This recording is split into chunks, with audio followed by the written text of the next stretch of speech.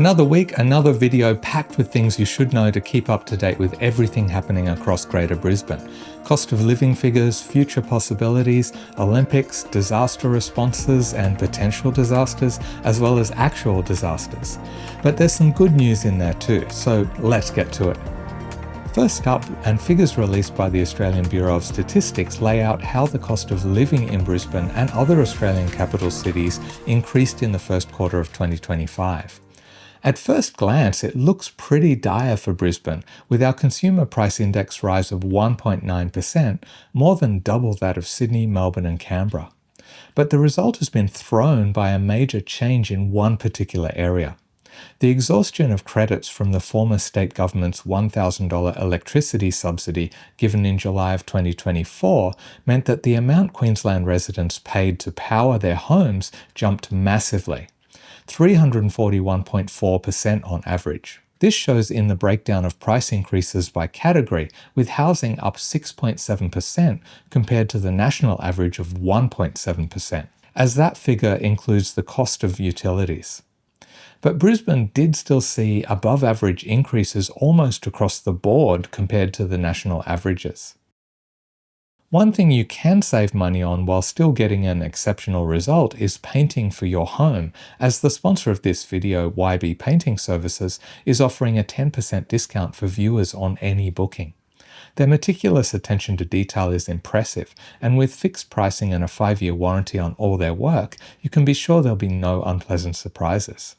If you're thinking of getting some painting work done, claim your 10% discount as a viewer of the Brisbane Channel by scanning this QR code, or clicking the link in the video description.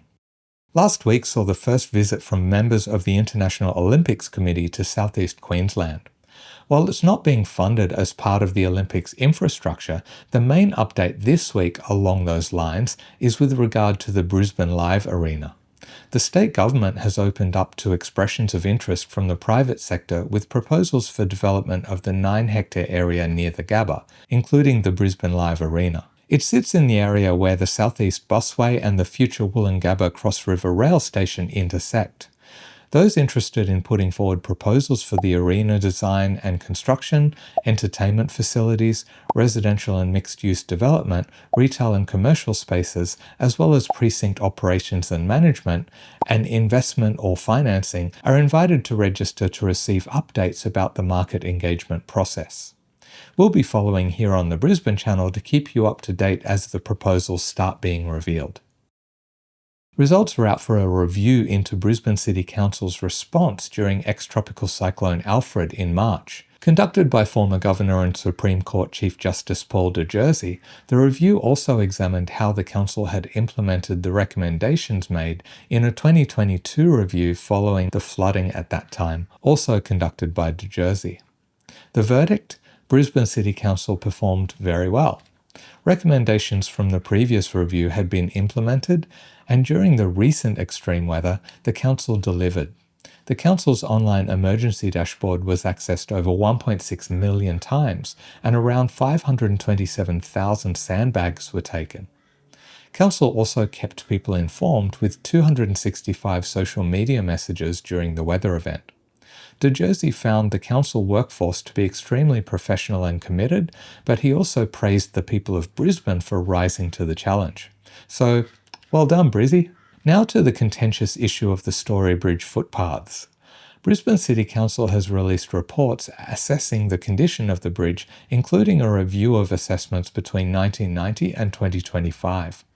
The most recent report offered Council 4 options: closing the footpaths entirely, closing them to the public but continuing to use them for operations and maintenance, close the footpaths to the public to facilitate load testing, and allowing public access but in a controlled way that restricts the number of people crossing at any point in time.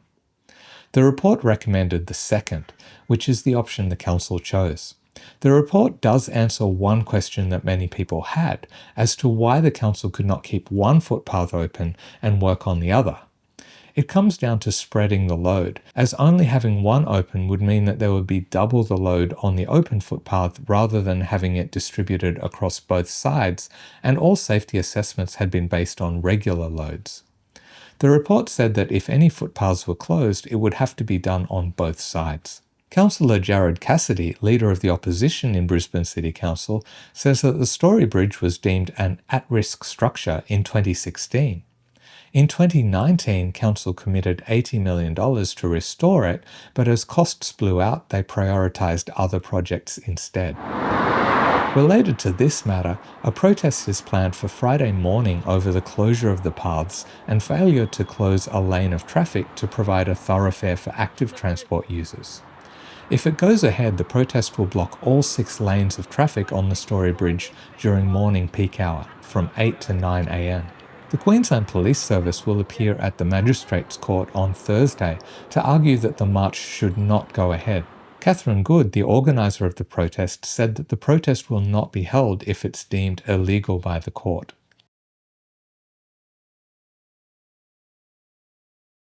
Lord Mayor Adrian Schrinner has said that closing just one lane, which is 3.1 metres wide, would only allow a passageway 2.5 metres wide once water-filled barriers were installed, which would be unsafe for pedestrians, cyclists and scooters travelling in both directions. Opposition leader Jared Cassidy says that their position on the protest is that we should not be in this position in the first place, and that the council under the Lord Mayor's leadership failed in their responsibility to maintain the bridge. They've also created an open letter to the Lord Mayor, which is a petition they're inviting people to sign to indicate their opposition to tolls being charged for the Story Bridge. I've linked that in the video description. As mentioned in this video, Schrinner did indicate that tolls would be the last resort measure if funding could not be secured from the state and federal governments, and that they would not be asking for that until the business case for the bridge's restoration could be completed. Now would be a good time to make an announcement about the channel. Until now, a lot of my sources for Brisbane City Council activities have been through the official media unit, which I do appreciate as it ensures everything shared is official and accurate. However, the issue is that every member of council is not always completely agreed on all matters, and official announcements only reflect the views of the majority who share one political persuasion. Unlike most other councils, Brisbane City Council works more like state government, with the LNP councillors forming the majority and Labor, Green and Independent councillors forming the opposition. Well, that's at the moment. This week I established connection with the leader of the opposition and their media contact, so that moving forward I'll be able to present more complex and balanced information on some matters that affect what happens in the Brisbane LGA. And trust me, there'll be some pretty eye-opening pieces of information in the next update video. As always, I'll simply present the details and allow you to make up your mind on where you stand and who you believe. My personal view is that there's usually elements of truth and elements of spin in the information shared by either side, but it's always best to be aware of what's being said by both. Now to another bridge, and the Brisbane-based architectural firm Mode has released a concept design for a bridge crossing the Brisbane River connecting West End with Toowong. The pedestrian and active transport bridge includes areas for events and pop-up retail and hospitality, as well as garden lounges and shaded viewing decks. Named the Bougainvillea Bridge, it features bougainvillea plants mirroring the famous arbour at Southbank. The design includes a small amphitheatre at the West End. It also features solar panels, rainwater harvesting and an emphasis on low-impact construction. While Brisbane City Council has no current plans to initiate planning for a bridge in this location, the spot was identified by the Council's Bridges for Brisbane program, and Council has noted that a bridge in that location would provide a vital link between the two growing precincts and help reduce car dependency. Unfortunately, at this stage though, the design is merely a concept only, not connected with any actual development application or construction timeline. But I've got to commend Mode for a beautiful, stylish design, and I personally hope to one day be reporting on the approval of the bridge's development. Still in Brisbane, and last week, a section of the Queen's Wharf skydeck was closed due to a large crack appearing in one of the glass panels. An independent assessor has deemed the rest of the transparent viewing platform structurally secure and safe. The damaged panel will stay fenced off until it can be replaced. In Fortitude Valley, live music venue The Triffid took developer Panettiere Developments to the Planning and Environment Court over plans to build a 3-tower development next to The Triffid that had already been given the go-ahead by Brisbane City Council. The development promises 1,001 build-to-rent units. While The Triffid is afforded some protection from noise complaints as part of the Fortitude Valley Entertainment Precinct, the owners said that there would likely be a significant volume of complaints flowing in due to the current design of the building. They wanted the development approval to be cancelled or for there to be amendments made to the building. The judge ruled that amendments be made, and the development was approved once those changes had been made. The building will now include redesigned units on the southern side of the tower adjacent to the Triffid, with bedrooms moved inside and away from the sound. They've also improved facade specifications to provide additional sound insulation for levels 4 to 12 and other changes to the planters and balustrades to increase acoustic shielding. Last weekly update, we shared the announcement of the Edinburgh Military Tattoo, which will be held next year in Suncorp Stadium. Due to high demand, tickets quickly sold out, and they've now added an additional 2 days to the tour for Brisbane. Some viewers of last week's update wondered why I hadn't included the traffic chaos that resulted from a wind turbine section that was being transported getting stuck under an overpass on the Warrego Highway that connects Ipswich to Toowoomba and then on as far as Charleville. The turbine tower section became lodged under the Mount Crosby Road overpass when the truck carrying it failed to follow the escorting vehicles to an off-ramp before the overpass. It took 12 hours to remove the turbine, but it had caused significant damage to the overpass and road, and of course significant traffic issues. The overpass continued to undergo repairs and should at least be partially reopened to traffic by the time this video goes live. Over in Logan, bus route 547 has had 8 new stops added, taking buses to the suburb of Berrinba for the first time. 138 new weekly trips were also added to the timetable, and the route will have weekend services running each hour for the first time. Further improvements to Logan's public transport are expected moving forward into 2026, with the aim of providing accessibility to an additional 25,000 residents. But it's not all good news in Logan. While before Cyclone Alfred, the council was predicting a $23 million surplus, the severe weather and associated activities brought the council's operating surplus down to just $1 million, with the council now at high risk of falling into deficit. A range of expenses have reduced the balance, with Cyclone Alfred associated activities costing around $11 million, including $10.1 million on road construction maintenance. These costs will be offset by a grant of $6.7 million from the Queensland Reconstruction Authority, but that may not arrive for another 2 years. Logan City Council are looking for ways to reduce spending, but the Local Government Association of Queensland is calling for fairer allocation of funding. Currently, local councils get 3% of the country's tax revenue.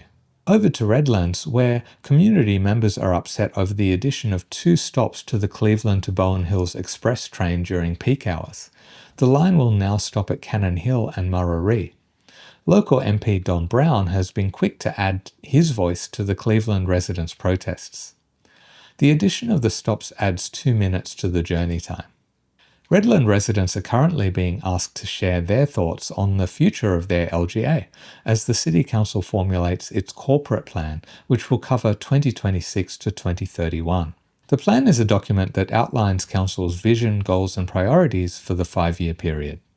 Community engagement will include pop-up stalls at key council and community events between now and mid-June, as well as an online survey which I've linked in the video description. Last update, we saw Logan's use of drones to monitor wildlife, particularly koalas and gliders, and this week it's Redlands' turn. They're using a similar thermal imaging drone to monitor flying fox roosting sites. They say that the accuracy of population counts with this technology is increased by 25 to 50%.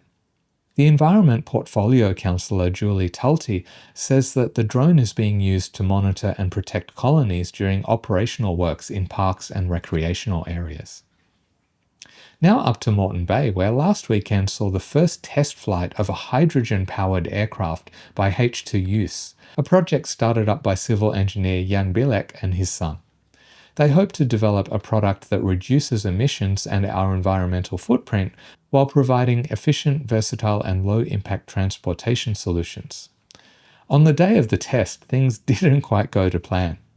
Part of the assembly detached from the balloons, which drifted out to sea, where they were eventually rescued by Reef Cat ferry operators. The team says that many lessons were learned, and they'll move on to the next stage of development.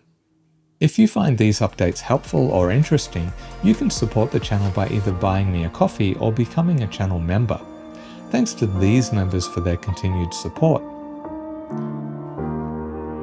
See you in the next video.